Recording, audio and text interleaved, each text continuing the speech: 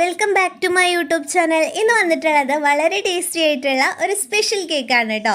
ഇത് caramel choco nuts കേക്കാണ്. നിങ്ങൾ ആരെങ്കിലും ഇത് കഴിച്ചിട്ടുണ്ടോ? ഇത് അടിപൊളി ടേസ്റ്റാണ്. നിങ്ങൾക്ക് ഈ റെസിപ്പി ഇഷ്ടമാവുകയാണെങ്കിൽ ഒന്ന് ഉണ്ടാക്കി നോക്കിക്കോളൂ കേട്ടോ. ഇച്ചിരി ലെങ്ത് ഉള്ള വീഡിയോ ആണ്, പക്ഷേ എന്തായാലും കണ്ടു കഴിഞ്ഞാൽ നിങ്ങൾക്ക് നന്നായിട്ട് ഇഷ്ടപ്പെട്ട് കഴിഞ്ഞാൽ റെസിപ്പി ഒന്ന് ഫോളോ ചെയ്യുക. പിന്നെ നമ്മുടെ ചാനൽ ഷെയർ ചെയ്യുക, സബ്സ്ക്രൈബ് ചെയ്യുക, സപ്പോർട്ട് ചെയ്യുക. അപ്പോൾ നമുക്ക് വേഗം തന്നെ റെസിപ്പിയിലേക്ക് പോവാം. ഞാനിവിടെ എടുത്തേക്കുന്നത് 3/4 കപ്പ് മൈദയാണ് 250 ml കപ്പിൽ. പിന്നെ ഇതിലേക്ക് 1/4 കപ്പ് കൊക്കോ പൗഡർ നമ്മൾ ഇട്ട് കൊടുക്കുന്നുണ്ട്. ഡാർക്ക് കൊക്കോ പൗഡറാണ്. പിന്നെ ഇതിലേക്ക് 1 teaspoon baking powder, 1/2 teaspoon baking soda, 1 നുള്ളു ഉപ്പും കൂടെ ചേർത്ത് കൊടുത്തിട്ടുണ്ട്. ഇനി ഇത് നന്നായിട്ടൊന്ന് അരിച്ചെടുക്കുക. അരിച്ചെടുത്ത ശേഷം നമുക്ക് നന്നായിട്ടൊന്ന് മിക്സ് ചെയ്ത് കൊടുക്കാം. ഇനി അതവിടെ ഇരിക്കട്ടെ. നമുക്കിതിലേക്ക് വേണ്ട എഗ്ഗ് ഒന്ന് ബീറ്റ് ചെയ്തെടുക്കാം. ഞാനിവിടെ എടുത്തിട്ടുള്ളത് 4 എഗ്ഗാണ്.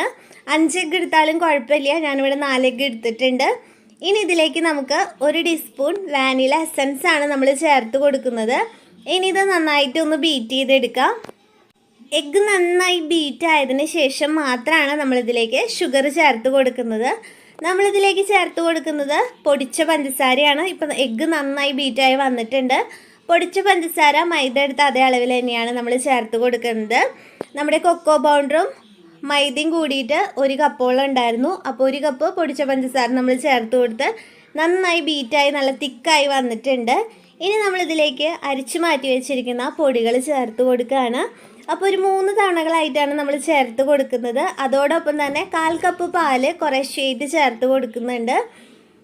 അങ്ങനെ നമ്മൾ ബീറ്റർ വെച്ചിട്ട് തന്നെയാണ് മിക്സ് ചെയ്തെടുത്തേക്കുന്നത്. 1/4 കപ്പ് പാലും കംപ്ലീറ്റ് നമ്മൾ ഒഴിച്ചു കൊടുത്തിട്ടുണ്ട്. ഇനി ഇതിന് ശേഷം നമുക്കിതിലേക്ക് 2 ടേബിൾ സ്പൂൺ ഓയിലും കൂടെ ആഡ് ചെയ്ത് കൊടുത്തിട്ട്, പിന്നെ ബീറ്റർ യൂസ് ചെയ്യുന്നില്ല, ഇതുപോലെ ഒന്ന് ജസ്റ്റ് മിക്സ് ചെയ്ത് കൊടുക്കുകയാണ്.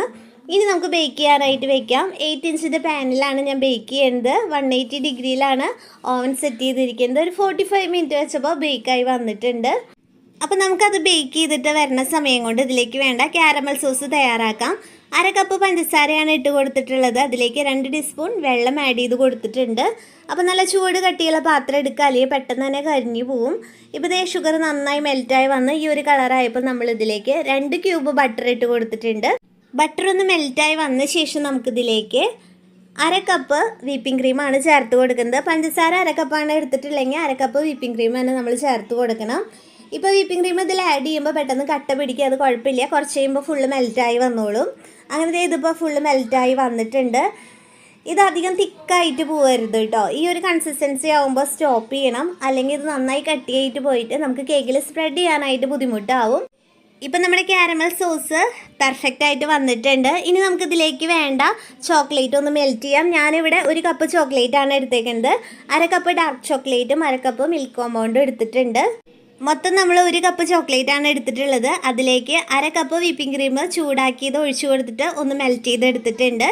ഇനി നമുക്ക് കേക്കിൻ്റെ ലെയേഴ്സ് സെറ്റ് ചെയ്യാം. കേക്ക് ബോർഡ് വെച്ച് കൊടുത്തിട്ട് ആദ്യം ഫസ്റ്റ് വിപ്പിംഗ് ക്രീം അപ്ലൈ ചെയ്ത് കൊടുത്തിട്ട് അതിലേക്ക് ഫസ്റ്റ് ലെയർ വെച്ചിട്ട് നമ്മൾ ഷുഗർ സിറപ്പ് വെച്ച് വെറ്റ് ചെയ്തെടുക്കുന്നുണ്ട്.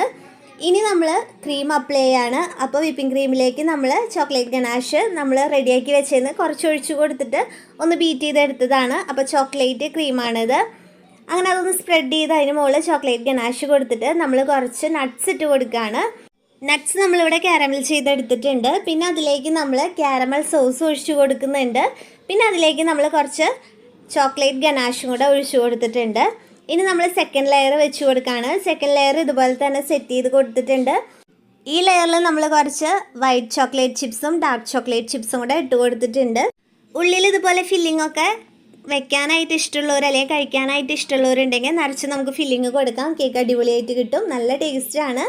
അങ്ങനെ കേക്ക് എല്ലാ ലെയറും ഇതുപോലെ സെറ്റ് ചെയ്തെടുത്തിട്ടുണ്ട്. ക്രം കോട്ട് കഴിഞ്ഞ് 10 മിനിറ്റ് ഒന്ന് ഫ്രിഡ്ജിൽ വെച്ചിട്ട് നമുക്ക് ഫൈനൽ കോട്ട് ചെയ്തെടുക്കാം.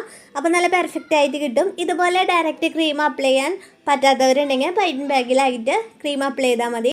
ഫൈനലി നമ്മൾ കേക്കിൻ്റെ മുകൾ ഭാഗത്തും സൈഡിലൊക്കെ ചോക്ലേറ്റ് ഗനാഷ് വെച്ച് കവർ ചെയ്തെടുത്ത് സൈഡിലൊക്കെ നട്ട്സ് ഇട്ട് കൊടുക്കുന്നുണ്ട്. അപ്പോൾ നമ്മുടെ കേക്കിൻ്റെ വർക്കൊക്കെ കഴിഞ്ഞിട്ടുണ്ട്. നിങ്ങൾക്ക് ഇഷ്ടപ്പെട്ട് കഴിഞ്ഞാൽ എല്ലാവരും ഒന്ന് ട്രൈ ചെയ്തെടുക്കുക. സൂപ്പർ ടേസ്റ്റ് ആയിട്ടുള്ള കേക്കാണ്. നെക്സ്റ്റ് വീഡിയോയിൽ നമുക്ക് ഇനിയും കാണാം. അപ്പോൾ എല്ലാവർക്കും ബൈ.